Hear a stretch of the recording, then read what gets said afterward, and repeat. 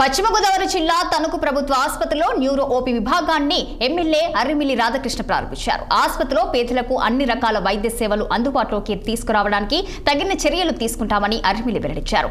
గతంలో Apple hospital సహకారంతో nephrology విభాగాన్ని ప్రారంభించినట్లు ఆయన గుర్తు చేశారు. ప్రజల అవసరాలను దృష్టిలో ఉంచుకుని ప్రైవేట్ ఉద్యోగ సహకారంతో తల వెనుక ముక్క సంబంధించి న్యూరాలజీ ఓపీ విభాగాన్ని ప్రారంభించినట్లు తెలిపారు. ప్రజలు ఈ అవకాశాన్ని సద్వినియోగం చేసుకోవాలని కోరారు ఎమ్మెల్యే రాధాకృష్ణ.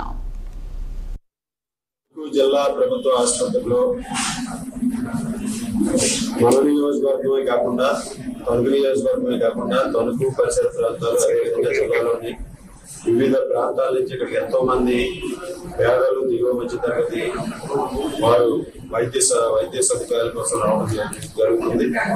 దీనికి సంబంధించి హాస్పిటల్లో అనేక సౌకర్యాలు కల్పించడం జరిగింది. గతంలో కూడా 2014-19లో శాసనసభలో ఉన్నప్పుడు జిల్లాలోనే మొట్టమొదటిగా ఆ రోజు లయన్స్ వారి సౌజన్యంతో ఇక్కడ వారి పార్ట్నర్షిప్ తో కిడ్నీ డయాలసిస్ సెంటర్ కూడా ఏర్పాటు చేయడం జరిగింది.